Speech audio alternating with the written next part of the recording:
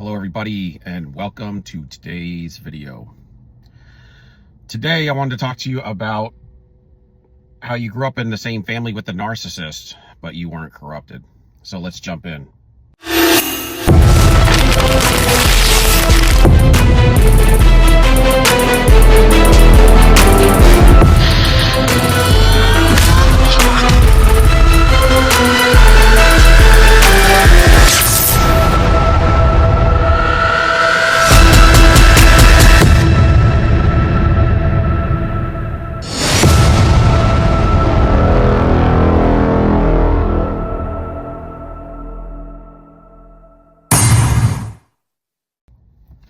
So in early childhood, a lot of times, everybody you grew up with, you were all in a narcissist hierarchy family.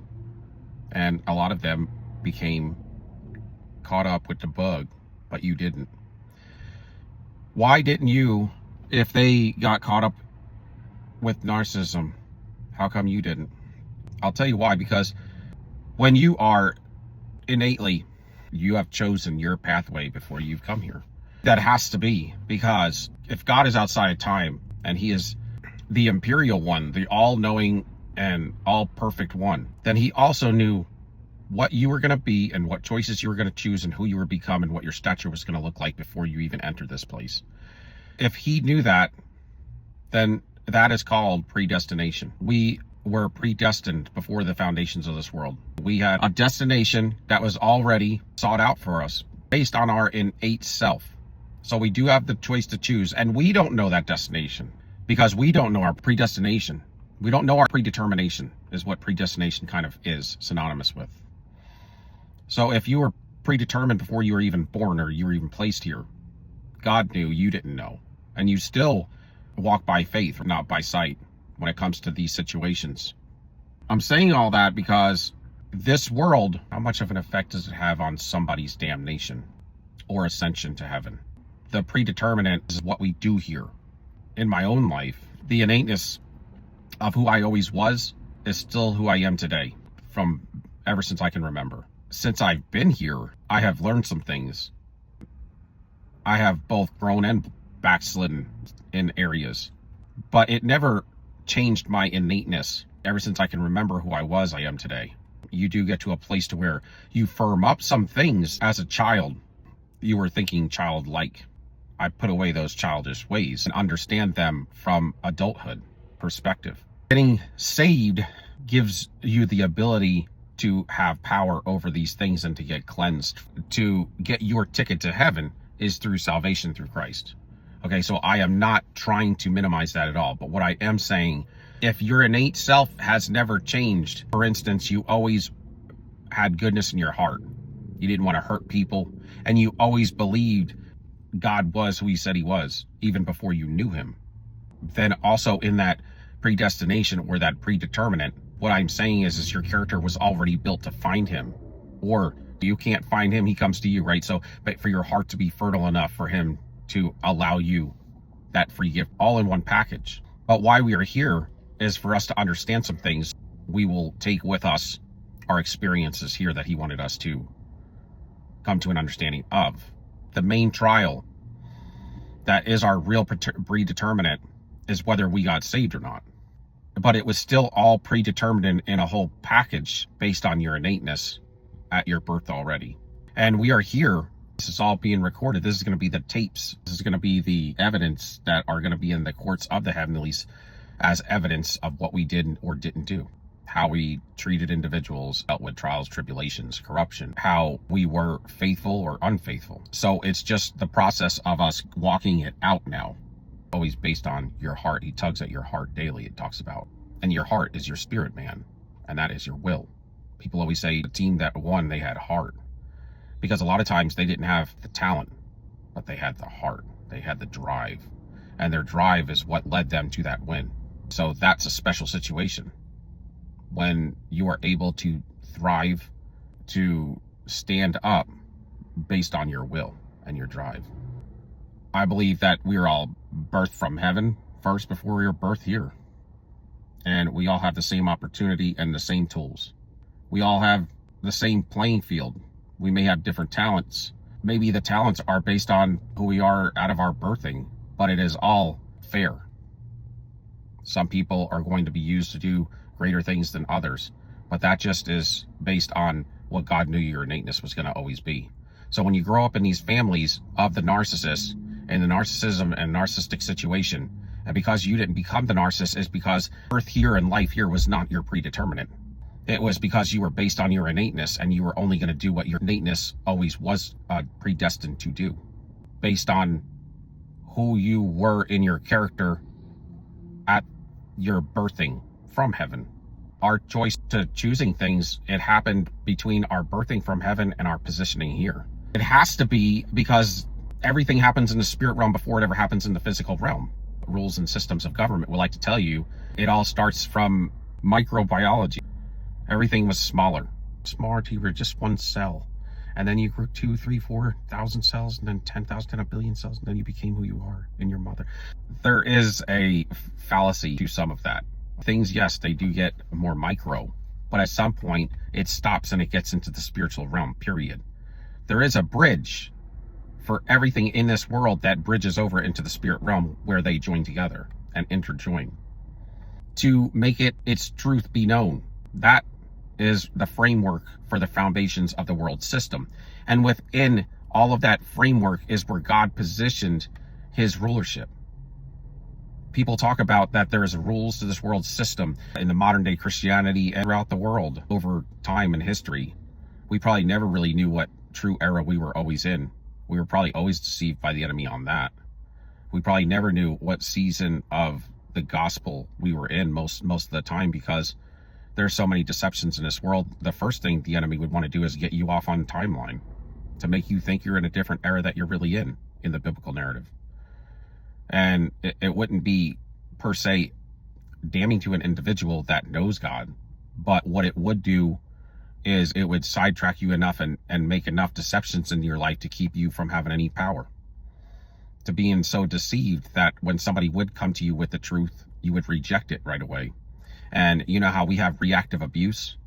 Well, when you come out of the matrix of this world system, you also have reactive abuse, or it operates the same way, meaning if you have hurt or trauma, healed from it, because it's been, most of the time, it's either, this is the thing, in the narcissist, they had hurt and trauma that they refuse to deal with in most cases. They also are deceived in stuff that they didn't know.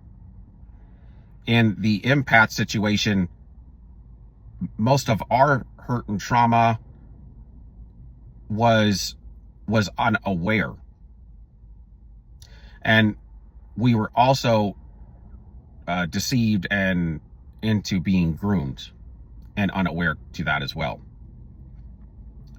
To where in the narcissist situation, they know that they are walking down a path of deception and manipulation on a daily basis and walking in witchcraft daily. But they are deceived by their lust of the flesh. So it's one thing to be unaware and to be trying to do good and well, and like us being destroyed on a daily basis because we were unawoke and we were operating under the wrong covenants.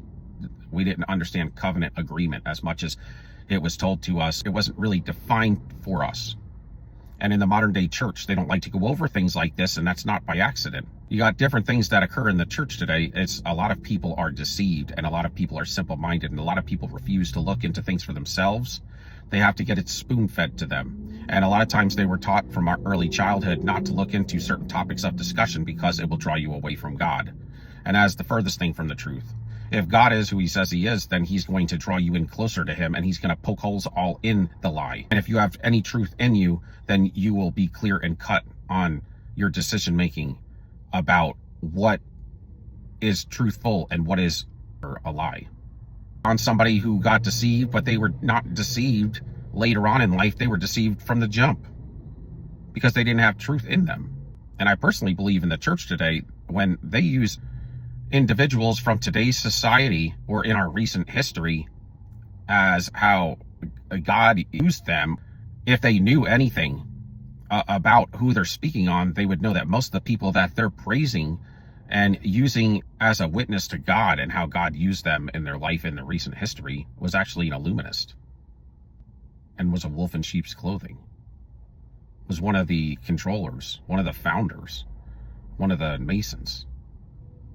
I believe that if you're going to use anybody as a witness to goodness and holiness of the Word of God, you should only take from the Word of God as your evidential proof and your witness to it and how God used them in life. Like, for instance, if you're going to preach a sermon, preach it on the evidence of how God changed the life of David, but don't try to sit on at the pulpit and try to teach us a sermon how God used Winston Churchill, because these guys are corrupt. We have plenty of people in the Word of God to use as a reference. Why do you have to use people in our recent history? Because they're all corrupt. But these are ways modern day churches either just frivolous with their thoughts and simple with their minds and simple with their ways of belief.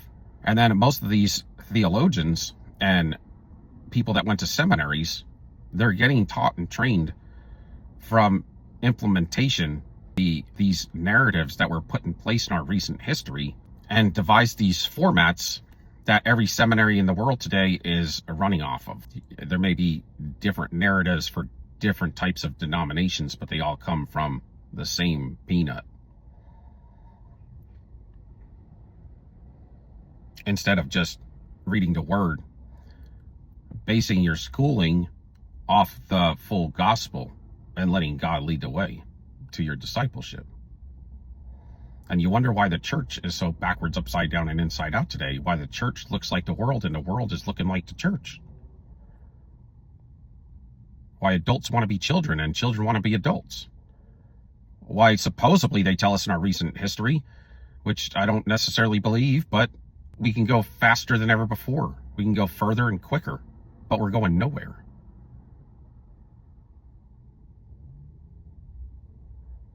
That we're smarter than ever, but we're not wiser. That we can get more done in a day's work, but we're not harder workers. And so my point to all this is, when you grow up in a narcissistic family, your innateness is what keeps you sound. Yeah, I don't believe that it matters which family you grow up in, neither for the narcissist either. And a lot of times when these psychotherapists will build their narratives, first of all, it is still theory, all of it, and they will tell you that. But they take this theory and they make it a fact. And they have all these stories about these repercussions and all this devastation that the narcissist supposedly went through, trauma and all of these things that they vindicate the narcissist with. They have nothing for the true victim of the whole situation, or the unaware empath. There's very little or no material to help the individual that was in the true victim. And I'm just using that term because I have to define it as something originally in its original state, not where it is today for your case, because we have all advanced from that. But they don't give you any material. So there's no material out there, so we have to figure it out for ourselves when we've been groomed a certain way. And in the case of the narcissist, they're taking the narcissist stories and they're building a platform and saying that it's theory, but it's almost fact, because we have so many cases that this is what we've all heard from all these narcissists. The narcissists run on tracks and they all do the same thing. So if they all do the same thing, they're all going to give you the same answers when they say, and backed up in a corner or put in a vulnerable a state where they're able to play on people's vulnerabilities, and they believe every word that they say. They're going to play the victim. So of course every narcissist is going to have a victimhood story if that's what you set them up to tell for the historical narrative of where psychology is getting their answers from. So you're taking a pathological liar, cheater, and thief that has all the qualities of the Satan of the Bible, and is known, the number one thing they're known for is wearing a mask, y'all, putting on a fake false self all the time. And they're calling it theory, almost fact.